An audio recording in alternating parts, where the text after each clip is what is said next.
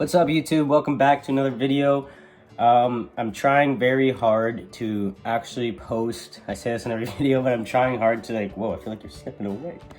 I'm trying hard to actually post more. I want to get more of a following on YouTube and be more of an advocate for the trans community. You know, every trans person is different, and every person's different just in general, I guess. But you know, I want to post more my style of stuff, you know, if that makes sense. Okay, here we go. So to begin, I want to give a little comparison of kind of what I looked like before. So this is, I'll do a couple comparisons. So this is me pre-T right here. All right, so yeah, my face was a lot chubbier, obviously no facial hair. I just looked softer, sweet, weird. This is me 6 months on T, so not too much of a change, but a bit of a change, a little bit of facial hair coming in, so 6 months. And this is me now, so 4 years on testosterone. So the first year, the changes were super slow because I was a minor, and they had me on a really low dose because legally here you can't put minors on high doses of testosterone. But then once I turned 18, they raised my dose, so it's at the highest it can be at now. So I just am not a hairy person, unfortunately. Well, I guess it could be fortunate. I don't want back hair, but anyways, here's how I did it. So yeah, last time, like I said, everyone's situation is different. If you are an adult and you just walk into a clinic and you're like, hey, I'm trans, I want to start testosterone, the process for you to start will probably be a lot shorter than my process, because it took me a good probably 2 years from being diagnosed with gender identity disorder to actually being able to start testosterone. So when I was about 12 is when a doctor first told my parents, like, hey, I think your daughter has gender identity disorder or is transgender. And this was back in 2010. It wasn't really talked about much. I kind of went over this in my last video, or my other video, talking about how I knew I was trans. But yeah, it wasn't really talked about back then. So my parents were like, no, he's not taking no hormone blockers, no nothing.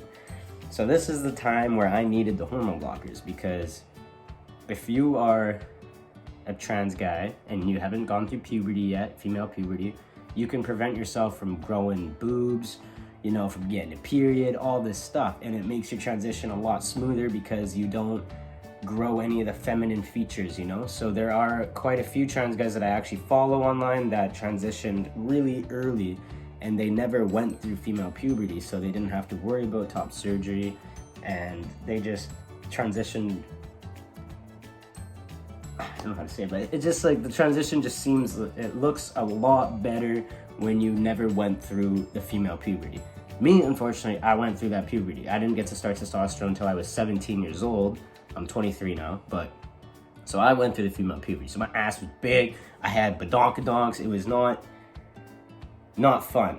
I was lucky that I had small chest, but yeah. So once I went through puberty, that's when the depression got really bad, and I was like, yo, to my parents, I was like, I need to change my body right now, or I'm jumping off that bridge. No cap. I'm making humor out of it, but yeah, I was definitely suicidal. I mean, most trans people could probably relate. When you're in the wrong body and you don't have the right hormones flowing through you, you feel like crap. Also, you know, I just moved to a new high school where no one knew that I was trans, or they couldn't tell. So it was just, you know, the whole day at school, I'm worried about hiding my chest, about people misgendering me. My name wasn't legally changed. It was just stressful. I couldn't even focus on my work. So how I started. Basically what we had to do is, because I was a minor, we contacted Children's Hospital, and I went to the endocrinologist there. And I did a bunch of therapy there. I had to go through gender therapy for about a year to make sure that this wasn't a phase, because I was 16. So I had to go to appointments every three months or so, talk to this lady, and basically we had to go through everything with my mental state. And I'll be honest, I did kind of lie about I do have other stuff going on sometimes, you know. We all have these people with ADD, bipolar, you know, just because you're trans doesn't mean you don't have other mental problems. I didn't want to tell the lady that I had other stuff going on because I just wanted to get right on the testosterone, right? Like, I just wanted the changes to happen. The problem is that it's really important that you are honest with all your mental health problems or anything going on, because when you're injecting a total different hormone into your body, especially at a young age when your brain is changing and everything, it really, really can mess you up. It messed me up kind of a bit, I'm not gonna lie, kind of a lot. Here where I live, you need to be diagnosed with gender identity disorder to be able to start testosterone legally. So I had to get diagnosed with that illness, I guess they call it an illness. But once I got diagnosed with that, then they set you up with the endocrinologist. You go get some blood work done and they check your levels, your estrogen levels, and they need to pretty much calculate how much testosterone that your body needs. And this is the date on my arm actually of my first shot of testosterone. So it was October 7th, 2016 was my first shot. So I don't know, I got this tattoo in high school. I was like, I'm gonna get this. I don't really put a lot of thought into my tattoos. I like them, whatever. So that's basically what I did. The whole way I started testosterone was just going through gender therapy for about 1.5 to 2 years till they were like, okay, you can start testosterone. So the rule they gave me was that I needed to live as a male for 2 years before I was allowed to start testosterone. And this is me as a minor. The thing is, it's hard to live as a male when you don't have the testosterone. So, you know, I was lucky that pre-T I did pass quite a bit because I was in high school. So people thought I was just like a grade 9 when I was really a senior. But like, you know, I looked like a dude, but I just looked really young. So yeah, starting testosterone was like a lifesaver, and I was able to start it at the beginning of my 12th grade year. So by the time I was graduating, I had a little bit of changes. My voice was a little lower, had like a tiny shadow. So that was good. Like, I was just happy to be able to start testosterone during high school. I was taking my shots intramuscular. So there's two forms. There's intramuscular injections, or there's sub-Q injections. Or there's the T-gel, which you rub on your body every day. The T-gel wasn't offered in my country. It might be now, I'm not sure. But I take the injections, and I will show it to you guys. It's a really tiny needle. Well, I personally use these ones. These are insulin needles, and I like them because they're really small. Look at how tiny that is. Oh, I don't know if you can see. It's super small, so it doesn't hurt. And when I was using the intramuscular needles, it really hurt. It, like, I don't know, the needles were long. I did not like it. I've never seen another guy use these needles, these really small needles. I'm trying to see what these are. Oh, I don't know. But if you're wanting to like ask your pharmacist, because if you have issues with taking your testosterone because of the needle, this thing, it doesn't hurt. It's so small. It's like a thumbtack. It's great.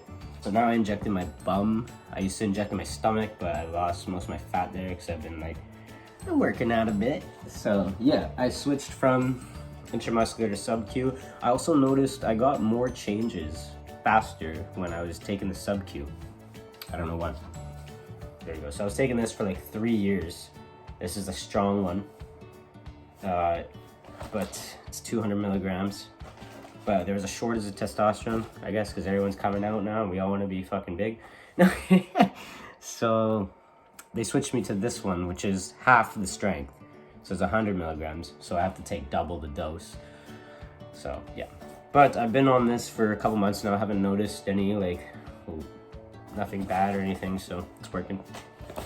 But yeah, so that's what I take. And I've been on it, like I said, for 4 years.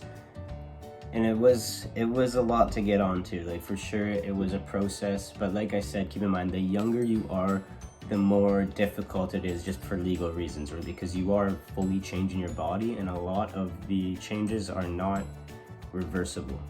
My hairline probably won't come back. I have like not the best hairline because balding runs in my family, like whatever, sacrifices gotta be made. My facial hair would probably still continue to grow subtly. So there's a lot of things that are not reversible. So make sure, that's why my therapist waited so long for me when I was a minor to make sure that this was legit, that I wasn't a phase. And I know it's so annoying when you are, because even though I was 16, when I was 4 years old, I knew that I was meant to be a dude. Like, I knew, you know. So it's hard when you're 16 and people are like, oh, you're only 16, you don't know it's a phase. And I'm like, bruh, like, I know, I've known for over 10 years, but it's hard because, like, so my best advice to anyone who's wanting to start testosterone or get onto it, same thing. Anyone who's wanting to begin the transition, patience. That's actually one of my tattoos right here that I don't regret. Patience. Because you might have known since the day you were born that you were trans or that you wanted to be on testosterone. You may have known, but it's important to just give other people the time to adjust. And, you know, because for you to just go to someone and be like, hey, I want to do a sex change, I want to have a full-on sex change, it's kind of a lot for someone to take in, especially your parents or your family. And like, I knew since I was a child, but I was a shy kind of kid about that stuff. I'd keep it all bottled in, and I didn't show so many signs because I didn't want people to judge me. I knew I was different, but I just kept it to myself. So it's just important to let other people come to terms, you know? So if you found out today, hey, I need to start testosterone, this is what I want to do, just give yourself some time, okay? It's not like you're gonna be able to do it next week, but I mean, maybe you can, I don't know. Like I said, if you guys have any questions about starting, I'm located in Vancouver, Canada. So if there's people in this area and you guys need help, or I can refer you, I can't refer, but I can recommend you. I've got lots of doctors out here that I've worked with, talked to. I've helped a lot of trans people in this city to get onto it. So yeah, it's a process, but it's so worth it in the end, guys. So that's my story. Drop some video ideas, comment, like, subscribe, and have a good day.